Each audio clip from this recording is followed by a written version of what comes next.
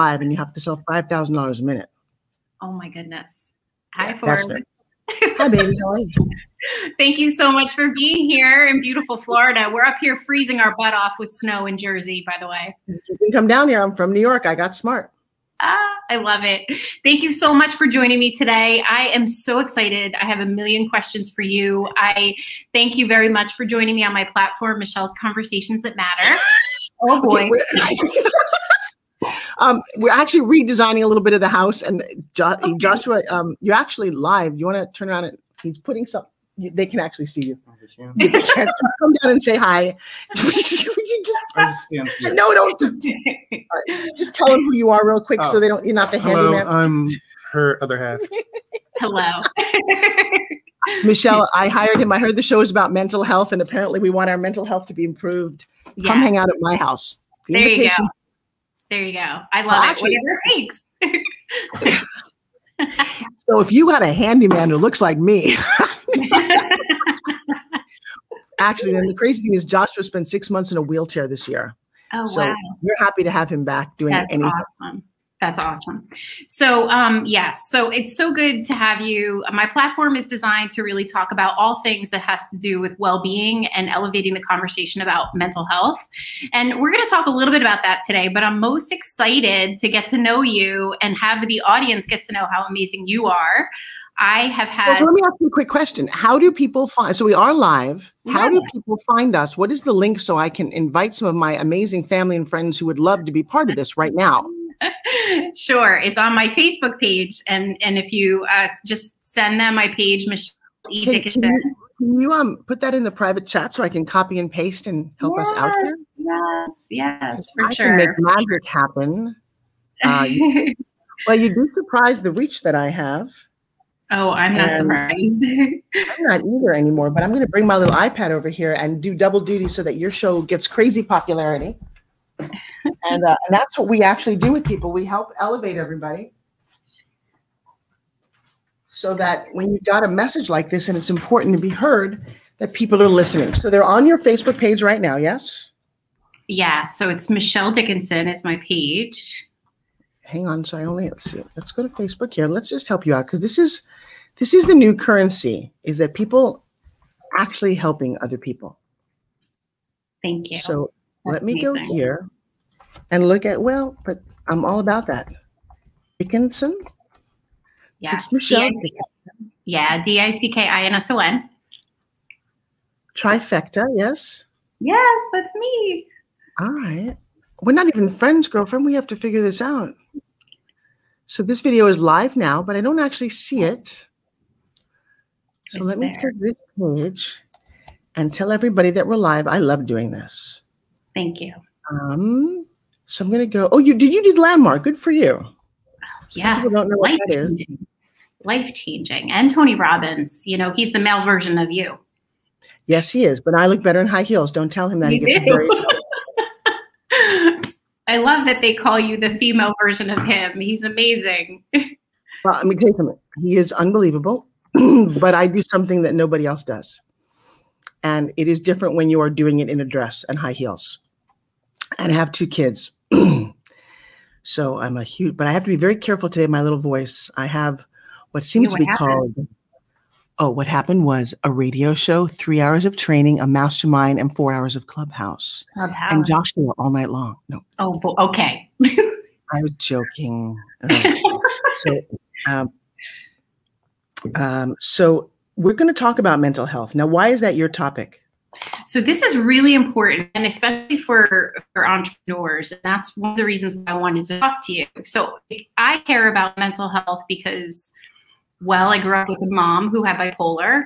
I was diagnosed with depression, and then I worked within my Fortune 50 company to shift the culture for more compassion. So, it's a conversation that I think we need to just be having more dialogue about. All right. So I need more energy from you, my girl, because I'll tell you what, guys. Hey, I'll tell you what I'm doing right now. We're actually going to be live in Clubhouse, if you don't mind. I've been asked to do an amazing mental health discussion. Michelle is live. She's on Facebook. And her Facebook, if you want to watch how crazy this morning is, my voice is a little shot. And I thought, well, if I'm going to talk about anything, inform everybody at the same time. I think I have Clubhouse throat. So Joe, I love that you are here. I cannot wait to see you more and more, but I'm going to make you moderator because I don't know how this is going to go.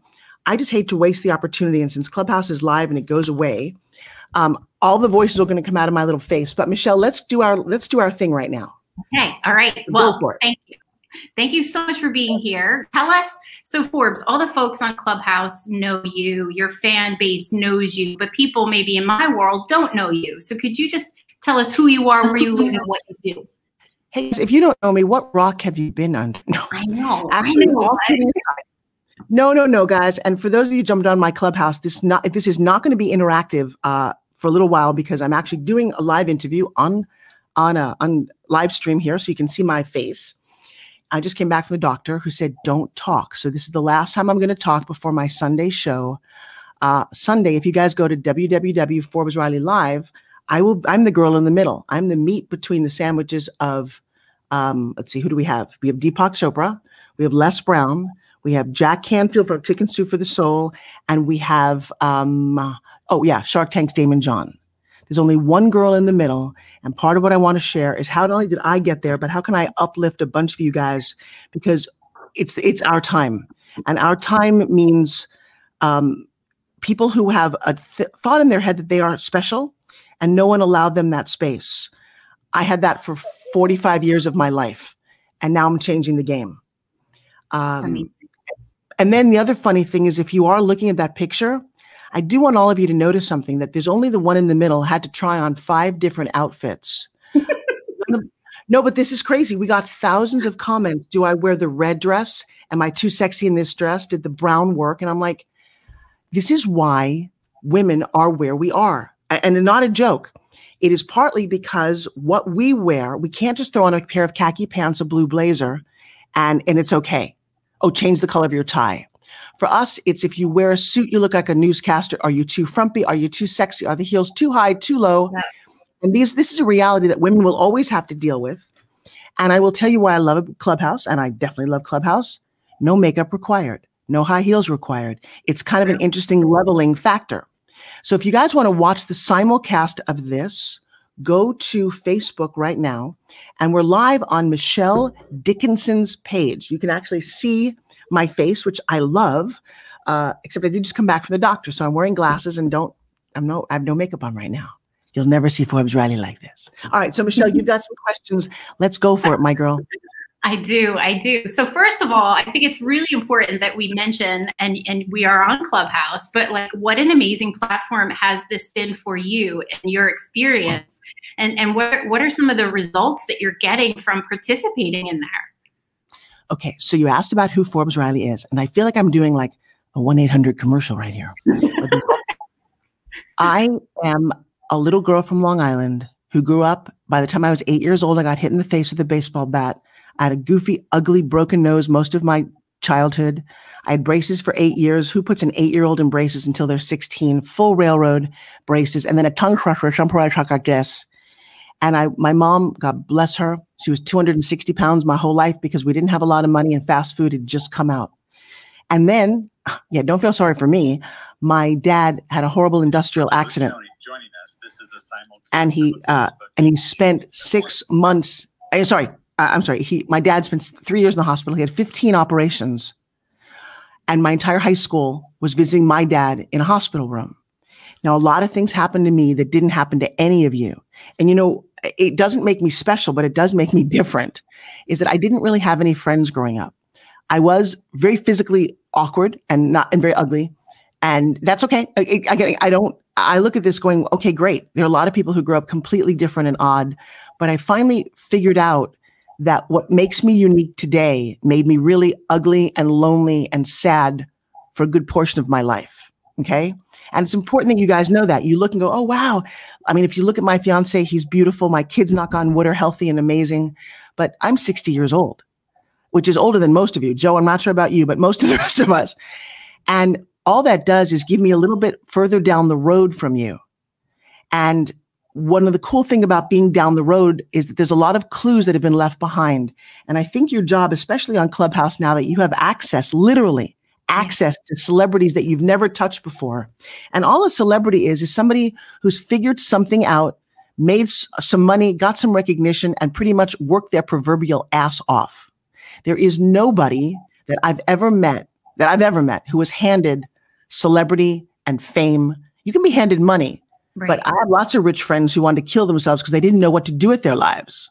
I'll tell you what, the greatest part about Clubhouse right now, and I've been on social media. I embraced Facebook when it came out. I have 1.5 million fans on one of my pages, but I got hacked for 4 months. They stole everything. I'm like, wait a second, this is crazy. I wasn't even on Instagram for 2 years because somebody broke into that as well. And I thought, you know what?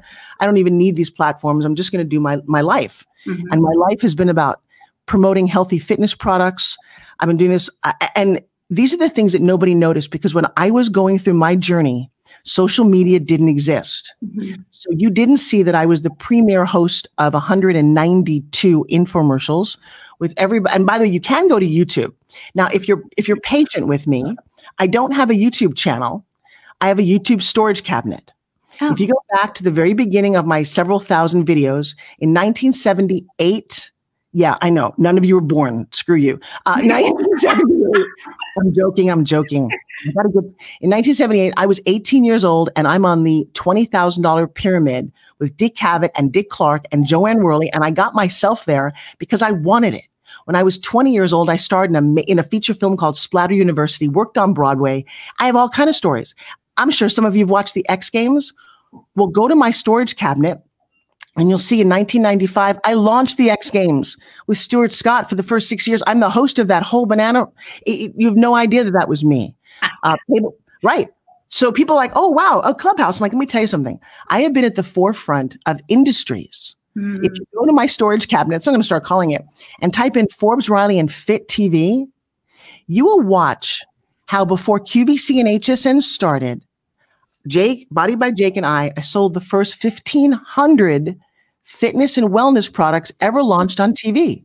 We had our own network, which we sold to Fox for $500 million. Wow. In 1994. Okay. So it's sort of like, wait, how come we don't really know you, Forbes? Well, number one, I was a big fan. Raise your hand if you're like me. I was a big fan of playing small. Mm. And let me tell you something. It's easy to play small because then you don't get your feelings hurt. And when you do, you can crawl back in your hole and nobody notices you. Yes. And even though I was playing small, I still wanted to be big. Sucked to be in my head some days. And I just met somebody. Again, I love this platform because everybody is here. Yeah. All my friends from all over, every walk of life that I've ever encountered is on this platform. And it turns out that I know a lot of crazy people. I mean, everybody from major celebrities and film directors. I've done probably 32 films and 50 television series. Well, guess what? I've made some friends along the way. Yeah. But I've also, the other day, Emmanuel Kelly, if you go to my storage cabinet, he was on AGT crushing it, singing the song Imagine. He's got 5 million downloads. Mm-hmm. This platform, I'm hoping will save people's lives and their sanity. Yeah. Because for the first time, you can't Photoshop my voice. Yeah. You can't Photoshop my integrity, who I am and how I show up. Right. That is what I'm considering the big leveler. Yes. And then miracles are happening for me. And I swear to God, I think that for me, the universe just put Clubhouse in my path. You know, if you go to my YouTube storage cabinet, I gave Kim Kardashian her start on television. Okay, you didn't know that, but you can see the video. Literally type in my name and her name. I had just done an infomercial with her dad, Bruce Jenner. I went back to the house because Chris, who I kind of knew from Hollywood, said, hey, can you help my girls? They want to get on television. And this was 15 years ago. Just 15 years ago, there's two, and I wish I had this photo somewhere, but there's two little girls bouncing on the bed named Kylie and Kendall. And Kim was a closet organizer who was Paris Hilton's best friend. And you watch the videotape of what I'm showing you, and you will see there's no videotape of Kim. She'd just been in magazines, right? And she did an infomercial with me for a steam iron. Wow. Now, here's the crazy part. When you watch it, she actually got released from her contract because they didn't like her. We had her for $2,500 a year. I adored her. But you can see when you watch it that that's not really where she's comfortable. She calls me one day and says, hey, Ryan Seacrest, we're going to do this reality show. And you know what my reaction was? Oh, baby, I'm so sorry. Call me. Let me know how that works out for you. Oh, all right. Sometimes I don't get it right. Sometimes I don't get it right. I didn't invest in the chia pet, but who would have? If you go to my... I was just going to say, I agree that Clubhouse is a game changer because your authentic self has to show up. You can't fake it. I mean, you can, but people are going to sniff it out. Authenticity is sort of what is leveling up, I think, with Clubhouse. And personally, Forbes, I know for myself, just hearing the voice has helped my mental health. I don't know how other people feel, but the connection after being quarantined and being isolated has really just been super helpful for people to feel connected, including myself. Well, what happened for me, I totally agree. I actually reached out to the world in July and I started a coaching program on this platform on Zoom, because I needed to not only reach out, but my fiance. And guys, if you go to my, Leslie, make sure that you mute your mic, please. You got to mute. If you go to you want to see something amazing? When I was in my early 20s, I told my mom and dad that I wanted to travel the world. And because I had a vision that when I was 83 years old, I'd be sitting telling the most magnificent stories to my kids and grandkids. And I took a backpack and a Walkman. I know most of you don't know what that is. It's like an iPod that only has the same 2 songs on it, okay? And I listened to that for 6 months because I wanted to tell these fantastic stories. And my life has been about writing for myself an amazing journey. Do you know that during that, and I haven't written books about this, I'm going to, that's part of what people are asking me to do now. Mm-hmm. But in that adventure, I jumped off the back of a moving train in Figueres, Spain, because I'd met a guy who wanted to see the Salvador Dali Museum and escape from the guy he was traveling with who was going to smuggle drugs over the border into France, and he didn't want to do that. I'm like, next thing I know, he and my backpack are off the end of the train. There was no reality cameras watching my life back then. But I am going to tell some of these amazing stories. And my entire life seems to be about great stories. So wow, Clubhouse is this awesome platform for that.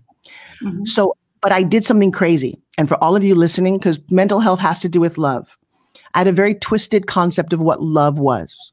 I got it from my parents. When my parents died, I was a little lost for a long time, got married, had 2 beautiful babies, and had a man that I raised for 12 years of his life get murdered. Okay. He was the best man at my wedding. He was a little boy when I got him. He was 20 years old when he died. And I will tell you, as people are starting to do some research on me, and I just saw somebody sent me the photo, and they sent me the photo of me crying at the murder trial. This is not a movie, guys. This is my life. Yeah. And I looked at the photo, and it's a Getty image, actually. And I thought, maybe I didn't want to remember all of that.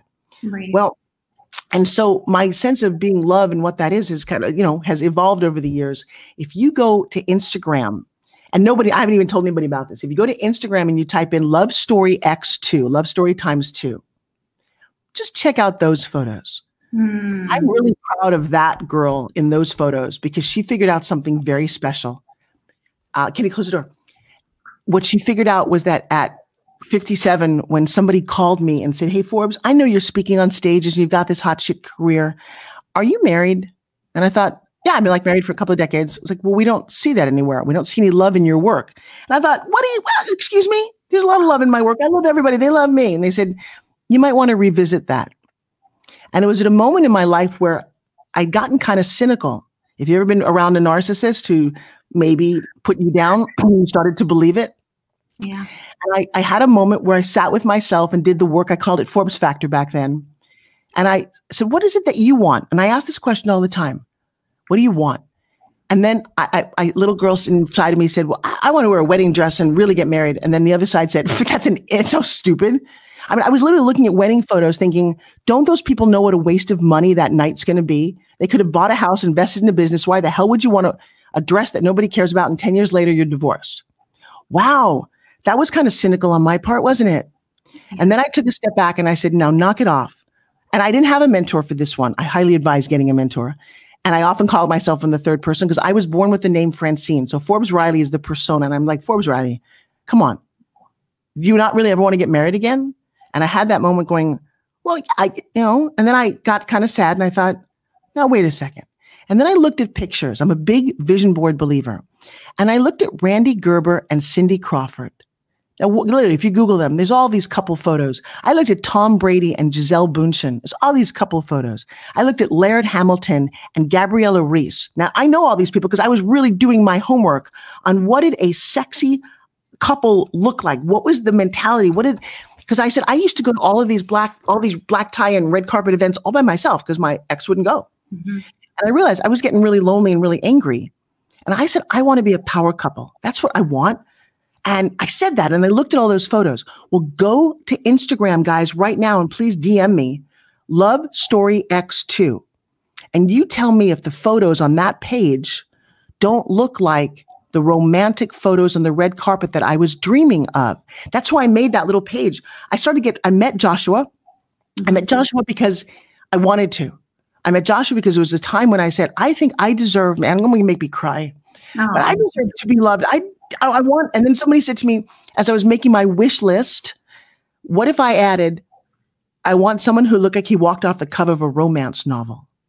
And I put that at the top of the list. And guys, at 57, I mean, I know I'm kind of cute, but I'm not, I'm 57. Let's get real at that point. But I said I wanted it. And I had a very heart-to-heart talk with the universe. And I put pictures on my board and I put a wedding dress back up there. And I found the simple wedding that I thought, I would like that. I'd like to have sex on my honeymoon. Dig into whatever you want to do on that one. I'd like to, really, the first time around was kind of weird, right? Oh, God. No, it was so weird, guys, that I broke my toe. I literally broke my foot 2 days before my wedding, which might have been the symbol that, but I did it anyway. That represents a lot of people in this world who had a dream, go down a road and go, uh-oh. I need to make a left turn and I'm too scared to turn left. Right. Why do you stay in an abusive relationship? Why do you stay with people you don't like? You do. I know that. Yeah. But write this on your little board somewhere. You get what you tolerate. Yeah. And so if I was used to like a dog that's been beaten just doesn't know any better, that at some point becomes that form of love. And I had to shift the mentality and rewrite that part of my story. And then here's the cool part y'all need to know. I didn't go to Tinder. I didn't go to a bar. I just had my manifesting conversations with the universe. I call it, and please laugh, I call it Forbesing it. What have you Forbes lately? There's a word called dream. There's a word called wish. There's a word called manifest. But what is the word when you want something so bad and everybody tells you that you're silly for even wanting it? Who are you to think you deserve that? When you get it, when you get the dream, that's outside the belief of everyone else but you, we call that Forbesing it. And so I'm doing my fitness product. I have a handheld fitness product I created. Called Spin Gym. I'm in a Las Vegas hotel room. And my videographer, who just passed away last month, I don't even know why that happened, said, do you want to meet a 2-time Mr. Arnold? I'm like, really? At 6 o'clock in Las Vegas, this guy's going to come to our hotel room? 2 hours later, Joshua Self is standing at the door, and he's beautiful and he's younger, and I don't think anything of it. Ladies, let me tell you something. You know why you want to be in the fitness industry? Because I've had men take their shirts off for me for the last 30 years. That's what we do. And I don't think anything of it. In fact, I told my daughter, don't you dare date a bodybuilder, because that's the only thing and this is a limiting belief. The only thing they're interested in is 3 things: working out, food, and themselves. There'll be no room for you. So I don't even think about it. We Spin Gym with it. He likes it. It's kind of, he's a big fitness guy. He's like, okay, it's great. I leave. It probably should have ended there. But what I didn't know is that he also had a list of wants. He wanted to be loved. He wanted to find a woman that was different from all the other people he dated. He'd been in several very long relationships, but he hadn't found somebody who believed in him. And that's crazy. And was special, as he says it. And so he started flirting with me on Instagram. And I'm like, oh my God, this young man, this former Chippendale Playboy centerfold. Oh, this is going to be cute. Okay. And I played along, but I didn't take it seriously at all. And then I got him on the phone. He has a very sweet, gentle voice, and he seemed to like me. And I'm like, okay, it's 3 months later after all of this flirting, and I'm sure some of you have done that. He said, hey, I'm going to ride my motorcycle out from Vegas to California because I would like to take you out for real. And I'm like, okay. Now, I wish I could film this moment when this man, after 4 hours on a motorcycle, and I was terrified he was going to get hurt. Like he went through the rain. I was like, oh my gosh. He gets to my house wearing black leather because that's what you need on a bike. He's 6'2". He is a shredded bodybuilder. He gets off the bike and it's like the world went, chicka, chicka, chicka, chicka, chicka. And I'm like, oh my God, I'm in a movie. You are a chip and I swear I had no framework. And all I want to do is video, and I don't, but I'm like, I can't be the only one witnessing this because I don't care what we do over the weekend, dude. This is a fantasy. But now he gets off the bike. He comes over and he sits down next to me on a bench outside my house. And I had a moment where I was kind of nervous. And I'm like, okay, like, what are you doing here? Because I had my lovely friends say, oh, trust me, he only wants you for your money. And I'm like, you're probably right. That sucks. But thank you for saying that. And he sits down and you know what he said to me? And guys, this is the honest truth. And he'll tell you the same story. He grabbed my hand and he said, look, he said, I'm not very religious, but something told me that you need me. Okay. That was 4 years ago. For those of you who said it wouldn't last. And for those of you who've made fun of us because he is 17 years younger, here's what you don't know. You can't really judge a book by its cover. So Joshua's dad was killed when he was 2 years old in a horrific accident. And he's got an older brother. They live in a very small town in Ohio. His dad's brother married his mom to help raise the boys because it's a very noble, sweet thing to do and raised the boys like his own. He was killed when Joshua was 15 in a car accident. A driver fell asleep one night and ran him right over. Joshua was a football player and a high jump athlete. He scored a winning touchdown the day that he found out that his second dad died. He looks one way and people belittle that because he's so beautiful. But inside of him is this little boy who just needed my little girl so we can hold hands. And I'll tell you the most romantic thing that he says to me is he says, I'm really sad that I didn't meet you 20 years ago because I would have loved to take away all the pain in your life. And so I don't know if I'm ever going to tell that story again the same way, but that's what you call a love story. And I wish that for all of you. You manifested that. I love it. You totally manifested it. So beautiful. Yeah. So if I can do that, you guys, I'll challenge everybody listening right now to dream a little bigger than you imagined. I teach and I coach right now a lot of people. My daughter and I started a company in July. I don't really do this one for the money. I'm still acting and doing other things, but we've graduated 800 students. Wow. And here's a gift for all of you listening. And thank you for listening so long. I just felt like I had to tell that story. Yes. On Sundays, every Sunday for the last 6 months, I've been doing a 2-hour masterclass on how to pitch. For you guys, if you're listening, you have two choices. You can pay $19, which is a Pitch Secrets Masterclass, and I donate that money to my daughter's charity. They take disadvantaged kids on boat rides. Or you can come for free, and that would be Ask Forbes Riley. Either way, I don't really judge you, but I would love you if your voice is not being heard, if you don't know how to pitch for what you want, and I think pitching is everything. Guys, I've pitched over $2.5 billion worth of products on television. Most of that has been on live home shopping where there's no script. And you want to talk about free falling? How about the fact that you have to sell between $3,000 and $5,000 a minute? There's no there's no there's no lack of confidence. There's clarity, communication. And I'll tell you what, you got to get it done. I've been doing it for almost 30 years. That's amazing. And that's why they call you the pitch queen, the queen of pitch. And I have to tell you, you have a room on Clubhouse where you allow people to come into your room and pitch to you. And then you have others in your group who give feedback. And I don't know, you probably have had quite a few people come through that room. I was one of them. I failed horribly.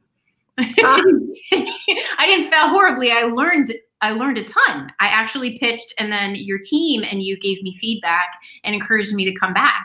So it's invaluable what you do because you're helping us get clear that what we have to say needs to be refined if we want it to land over there with the other people. I don't want to be the only one in the world who lives a great life. I don't tell you my story to impress you, but to impress upon you that it's possible. If I can, and I feel this way about pitching. If you could articulate better what's in your head and your heart, you just make money. I've been making money since I was a kid. Somebody said to me, Forbes, if you had to start all over again, I'm like, I do all the time. I start businesses and do propositions and I make people money. this is why I don't own a Rolls Royce and never will. I think they're the coolest, like really fun car. I wouldn't do that. You know why? Because all you do when you drive in a Rolls Royce is you make everybody else on the street feel bad about their life. Oh, I can't afford that. I don't know the point. In fact, I had a big TV series come and do a TV special on me for E! Entertainment. Also you can also see that on YouTube. And they were like, well, so you have art collections and car collections. I was driving a Prius at the time, very happily driving a Prius, which I was overjoyed that I could get all the way from Tampa to the Keys with 1 tank of gas. Not the money, but it was the environment. And I actually ended up borrowing my neighbor's next door Jaguar because they thought that would be more appropriate. I'm like, but see, that's the problem with social media or television. I can afford anything I want. I like my life. My accountant has always said, you live below your means. I'm like, yeah, 2008 hit and I could still sleep at night because my means or whatever makes me comfortable. It's very Warren Buffety. Yeah. And by the way, I own things. I built a beautiful television studio for myself. I've got condos. I've got shopping mall. I get it. But I still have clothes that I wore in high school because that's just how I'm wired. Yeah. And I take people on tours sometimes. I have a lot of kids I teach. I'm one in LA. We went to like one of those, I won't name the store because that's not fair. I went to a big department store. Okay. I was wearing a pair of sandals, right? I said, guys, watch this. I picked up a pair of sandals. It was literally a piece of leather with a strap on top, $1,200. I looked at them and said, look at my sandals, $12. Here's what I do. I take the other $1,100 and I donate it back to you guys because I don't want to walk on a pair of $1,200 sandals ever. Not even in my lexicon. Why would you possibly do that? The pocketbook that I carry, I think it's disgusting. I absolutely think it, and I'm kind of publicly saying it. You don't need a $6,000 Birkin bag. What the, really? I don't even see the difference. My makeup's going to spill in the bag no matter what, on my phone or whatever. It's a freaking pocketbook. Get over it. Yeah. And I wish that more. Well, no, I'm going to take a real stand for this. You're grounded. What is the point? It's so important. Yeah. But if someone explain to me, why does somebody want that bag in the first place? You need that for your freaking ego? Well, then do something better with your life. My ego says that I've got people around the world who say, Forbes, thank you. Thank you for uplifting me. Thank you for spending the time. And I don't really care what kind of pocketbook you carry. Yeah. All right. That's what you said. Ask me a question. You're so Long Island girl. I love it. Damn straight. So there are 2 things that you've been saying that I really want to hone in on. The first was you mentioned about playing small. You were playing small. And I know a lot of us, I mean, I'm going to speak for myself and some people that I know who are just trying to sort of get out of their own way. Like, why do we play small is my first question. And then, okay, I have the answer. No, wait. Let's answer the first one. I know why you play small. If I give you the answer, do something with it. Okay. Here's the thing. Now, this is my personal philosophy that your brain is, and I've studied the brain for years, and I won't go into why I know what I know. Your brain is a lot like a computer screen. How do I know this? If I say the word high school, you pull up a file of high school that's got photos, some videos, documents. Oh, it's a file of high school, right? Yes. If I brought up family, same thing. You've got photo in your brain. Now, here's the crazy thing.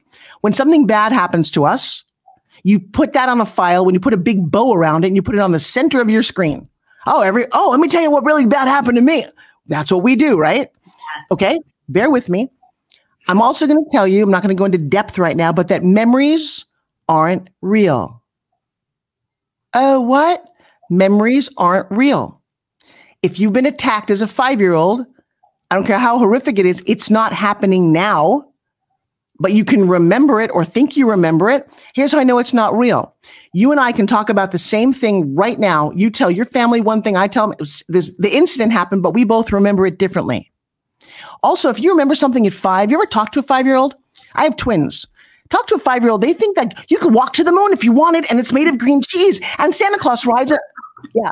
Well, if you let your 5-year-old, 4-year-old drive your car, you're not going to let them do that, right? No. Why do you let that memory as a 4 or 5-year-old drive your life? Yeah.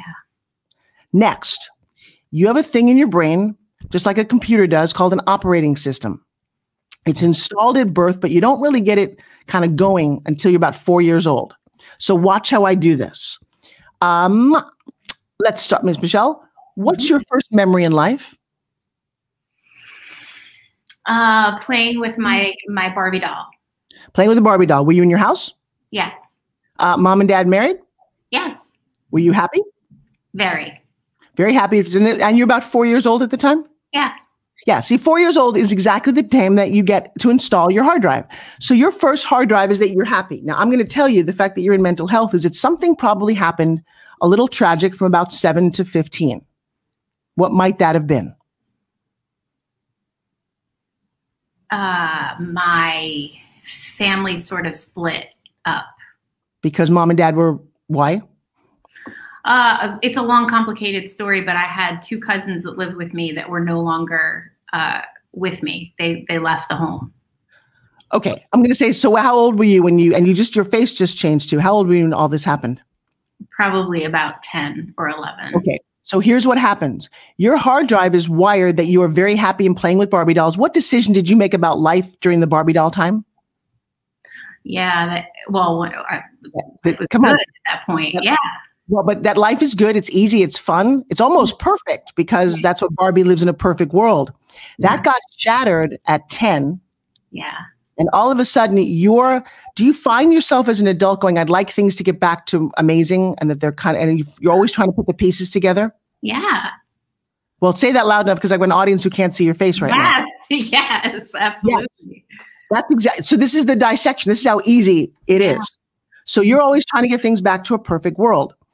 You can actually, but the problem that you're dealing with, why you're frustrated, is it's never quite perfect as it was back then. And you're always feeling it's not quite enough. It's not quite right. Why can't I fix it? Yeah.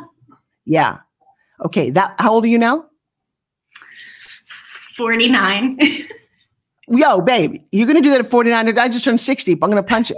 Here's the thing. Okay.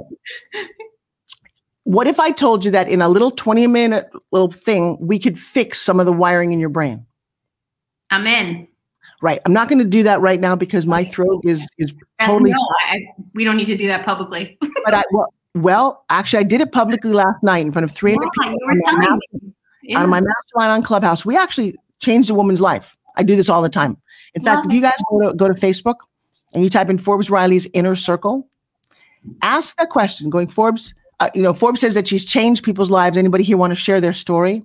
And you'll have hundreds of people tell you that they no longer focus on the rape, the attack, the molestation. They've actually taken that as fuel now to fire them up to get their mission out to the world. Nice. And that's one of the things that I do. See, there's no such thing as a fear of success. That's irrelevant. But there is organizing the stuff in your head. I would like to write the book, except that I would get massive, I don't know what would happen, but I'm not licensed to do what I do. Well, I don't believe in that anyway. But I want to write a book because here's my true thought. I want to write some of the secrets therapists don't want you to know. Freud and Jung had their head up their ass, get off the couch and into your life. You give me a half hour. I've taken war vets out of PTSD, and I'm nothing special, by the way. It's techniques that I learned that are out there, a combination of hypnosis, NLP, and a life of struggling on my part that makes me wildly intuitive. But I will tell you, if you can rewire the way your thought patterns work. So one of my clients, one of my students, every time you'd mention the word father, Father's Day, dad, she would start to cry. Well, her dad died at 5. She was 45. I'm thinking, you're going to go the rest of your life crying over what? And then she said, well, not only did he die, but at 17, I found out that he didn't just die, he killed himself. Okay, I get it. What's the problem? I know what the problem is. So what we did was we did this procedure and we rewired the connection, because right now, every time she hears the word dad, she gets sad.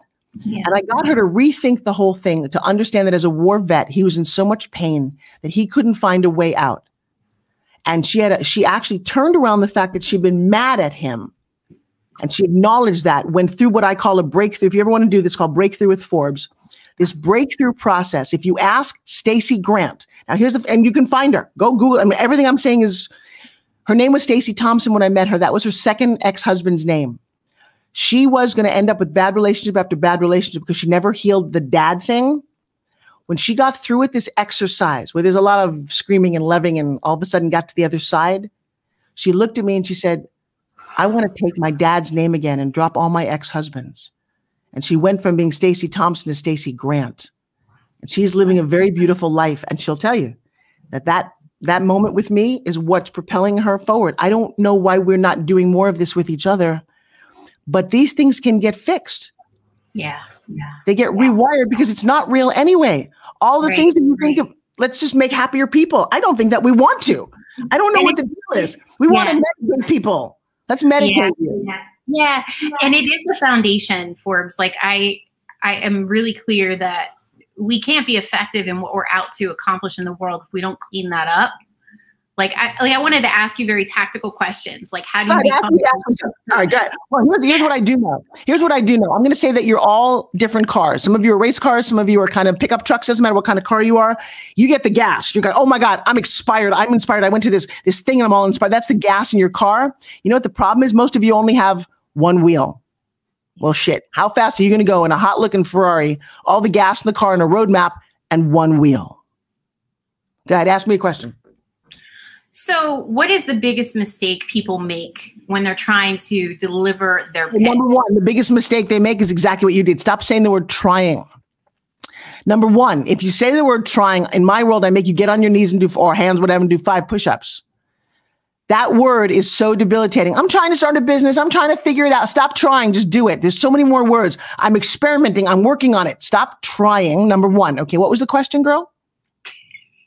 Okay. The biggest mistake people make in their pitch. Oh God, the biggest? Yeah. How about everyone? Okay. One is they think that I'm speaking. I'm not speaking. I'm communicating. Do you play tennis, by the way? No. Well, neither do I. But I think I can. I've watched Serena Williams play it forever. I must be a good tennis player because I've watched her so much. Yes. Oh, newsflash. You get on a court, you stink. Doesn't matter how many times you've heard me pitch and do this. You don't know what I know. Here's what you don't know. And it's a list of 100 things. That's why I teach class. Do you know that nobody needs what you've got? Oh no, you need the newest makeup. You need this hairbrush. You need this training. Bullshit. Nobody needs anything. People only buy what they want. And so your job, rather than tell them what they need, is to get them to want what you have. Ooh. That's a completely different game. Yeah. Number two, who are you pitching to? Guys, I'm hearing that you're on Clubhouse right now. Let me tell you something. Do I sound like I'm on a stage? No. I'm whispering into Nique's ear and Leora and Joe and Des. I'm right in their ears. And they know it. I'm talking right to them. There's only one person ever listening to you. It's you. You're the only person listening to me right now. You have a sensibility. You made a decision. You've got some issues. Get it, okay? So stop sounding like, hey, everybody, here's my pitch. Let me tell you what I am up to. That's a billboard. The next thing is, do you even know who you're talking to? People come on all the time and they forget that I am Forbes Riley and that I have the ability to put you on an infomercial and make $1 million product happen for you if I like it. So don't come on there and go, we know Forbes, the infomercial industry is a very big industry and it has 4.2 billion. Look who you're talking to. So here's another big secret. And I'm going to drop all these fast because I could tell you every secret I know and it wouldn't make any difference. You know why? Yeah. Until you practice it, until you get on the court like Serena does and put in some hours, you're not going to get better. Right. Actually, I have a system for this. And it's an entire thing that we call Pitch Like a Pro, where it is about relatability factors, springboard stories, assumption, the grid, and the hub. And you don't do those and you're not going to win. And I know that. I watch people pitch all day long and just fall flat. And they're like, well, but it's not you. You're not a bad person. You don't even have a bad product. Let's forget those two things. You have a sucky pitch. Oh, no one ever thought about that before. And so the assumption is, let me show you how this works. And Michelle, this is how we met. I'm going to ask you the question and do it the way you did it before. What do you do? Everyone's going to ask you, what do you do? Oh, no. So, Michelle, what do you do?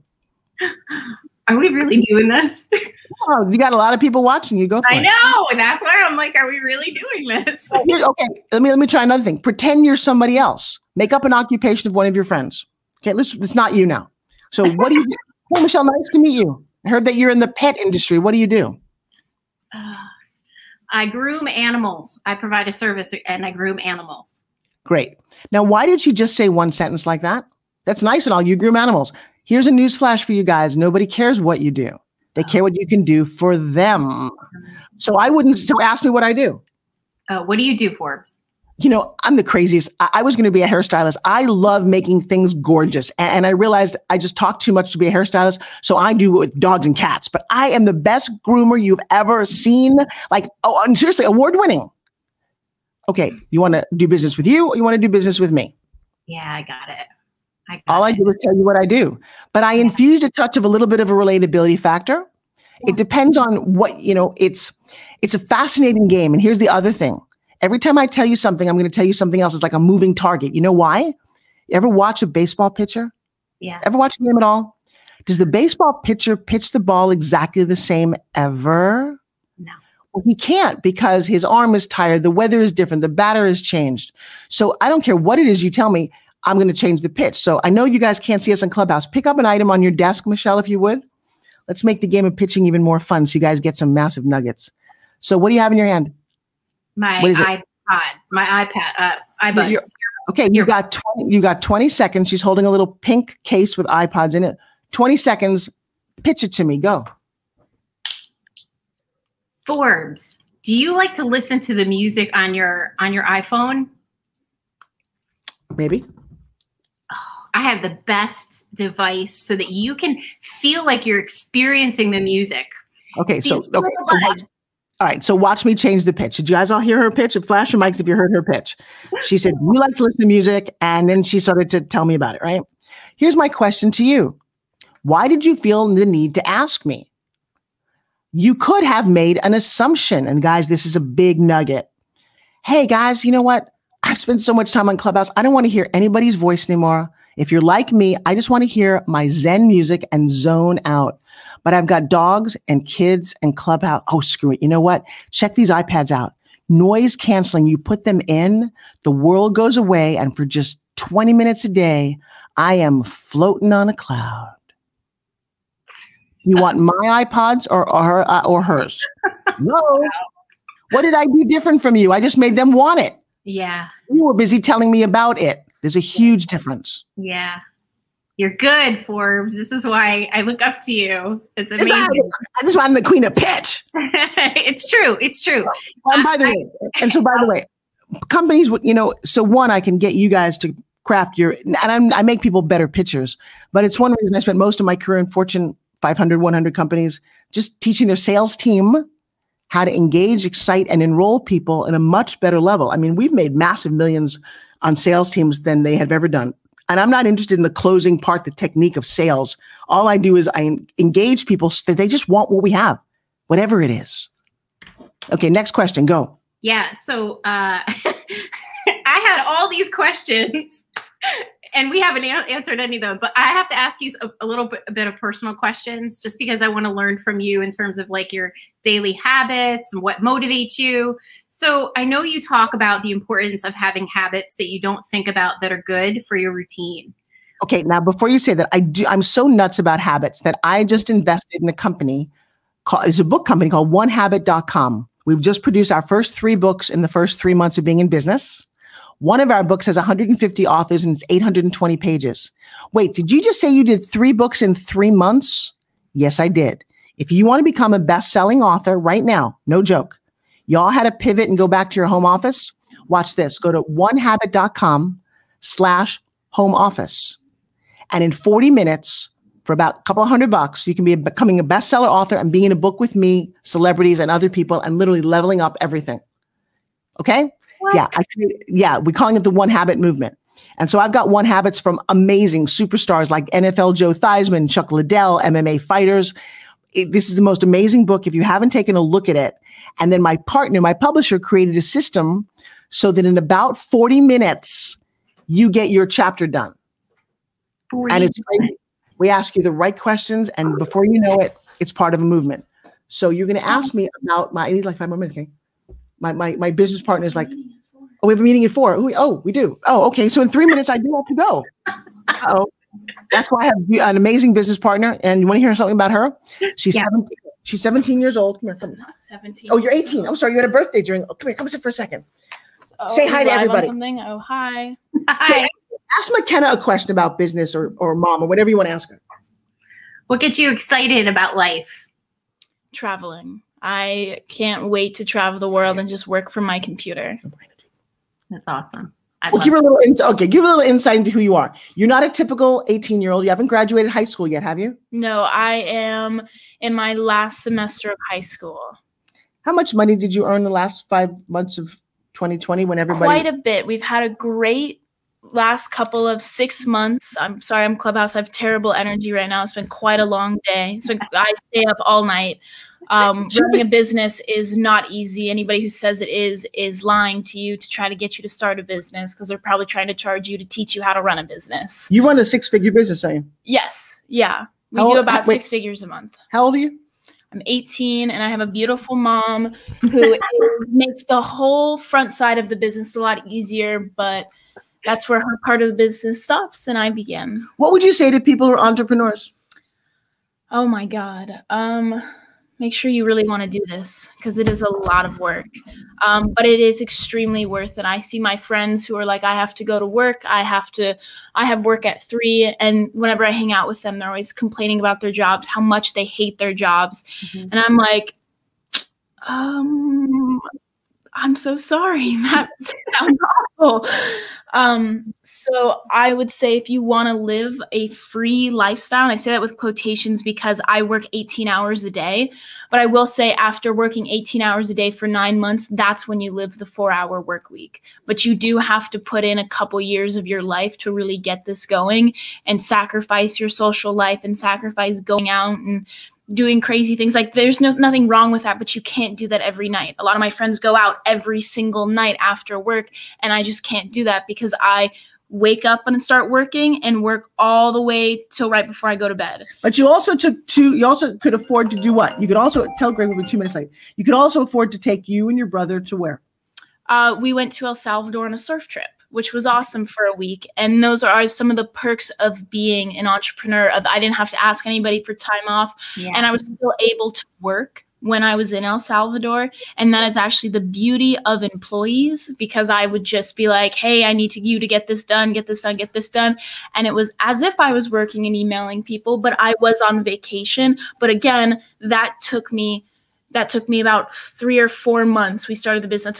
That took me 4 months of working 18-hour days to get to that point of being able to go on a vacation. And I know that sounds not like a lot of time. That's just because we accelerated at a really fast pace. Like in our first month of business, our first day of business, we did 5 figures. Will you tell? Yeah, actually, in one webinar, she personally launched a product and grew $16,000 in about 58 minutes. Wow. You want to hang out with somebody who can do this at 18. Wow.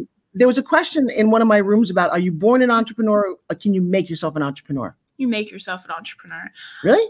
Yes. Yeah. No, you're not born an entrepreneur. I was not born an entrepreneur. Well, but you have a twin brother who's not doing what you're doing. No, he would. It says nothing about when you're born. It's about who you associate yourself with. Something that I learned in psychology is that all the opinions you've made in your life, like the reason you think the way you think, is because of everything that's happened to this point. Like even stuff you can't remember, it's based on how you processed everything, and everybody processes it different, which is why everybody's thought process is different.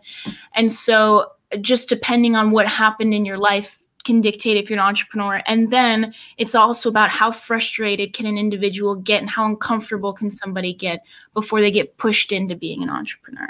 Interesting. Now, I know we've got a 4 o'clock meeting with Greg. I just want to wrap all this up, but Joe Ingram popped into my room on Clubhouse, and he's not, well, but he's got sales over 300 million in product sales, and we've never really, I don't know if we've actually really talked. Joe, do you want to pop in for a second and just give some, there you are. Oh, there. But I can hear you on Clubhouse. Wait a second, I'm gonna make your voice louder. So say hi. Oh, turn Siri off. Joe, can you hear me? Oh, I pressed the wrong button. I get my. Actually met with Bob Donnell on a live stream. That's how we got introduced a while back. I was the 4-year-old with a balloon. And oh my God! Really? Were you in Idaho with us? No, I was. He was live when we did it on his next level call. So. Oh my gosh! I'm in sunny California. Yes. So what do you think of this conversation? You've been very patient and hanging out in Clubhouse. Listen, obviously now you're watching on Facebook as well. Yes.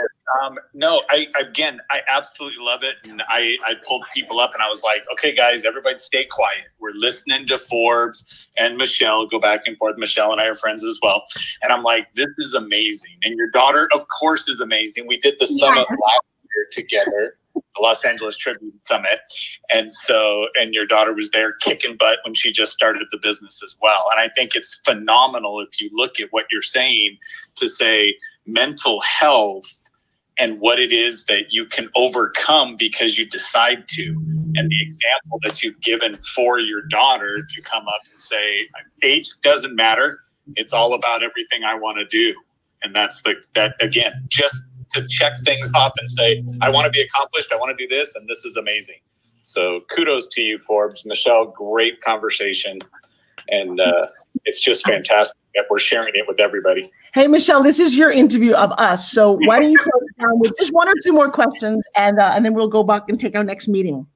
Amazing. What motivates you aside from love, Forbes? What motivates you every day aside from your daughter and your love? Do you need anything else? Well, yeah. Okay. So you know what motivates me? What motivates me is the game. I am living a life that I always dreamed I could be living. I just watched this in the movies. I was an outsider my entire life, and I thought everyone had it better and more fun. I wanted to be James Bond. I wanted to live every day like adventurous. I am now doing that, and I want to keep waking up every day, and I don't want to stop. My mentor is Jack LaLanne. We were at his home on his 96th birthday. McKenna and Riker witnessed this in a wheelchair, pretty much dying because he had a horrible bug he got from pneumonia. Every day, sitting outside for 20 minutes in the sun, juicing. I mean, this man was not giving up. There's no such thing as retire. And you get that. And now beautiful Elaine is 95. Why does she keep going? Because that's what it is. You get the gift of life, freaking enjoy it every day. Kenny, why do you do what you do? Because my goal in life is to make my mom happy. That's pretty much why I do everything. I will tell you, that comes out of her watching me be sad for a lot of my life because I thought I wanted things that I wasn't getting for whatever reason. And when she became a certain age, my life got better. Since she's been about 8 years old, my best friend traveled with me around the world, and she still sees that I struggle, that people have screwed me over, that I lead with my heart. I haven't had a lot of systems. And she's like, Mom, I know how to do the things that you don't know how to do. And that is the perfect partnership. Yay. Thank you. Thank you both. Thank you so much, Forbes, for giving us your time. I'm so humbled and honored that you would share me as well. So thank you for giving us all of your wisdom. And it was so nice to meet your beautiful daughter. Well, here's the thing. We are in this together, and not a joke. From Joe, everybody in my clubhouse, I want to say thank you. I will end the room because I do have to take a meeting and move my business forward. I open up spontaneous rooms every Monday at 10 a.m. I've been here very faithfully. Guys, please join me on Sunday at 1 o'clock Eastern, Forbes Riley Live, the biggest speaking gig I've ever gotten. I'm doing this one for all of us. Let me tell you something. This happened because of Clubhouse and because I've spent a life waiting to get to these moments. And I want to share it because it's not about me. Thank you so much. Bye, guys. I love you guys. We love you. Thank you. Thank you. Tanique, my friends and Des, people I've not met, please reach out to me from DM and I'll tell you what I'm doing in next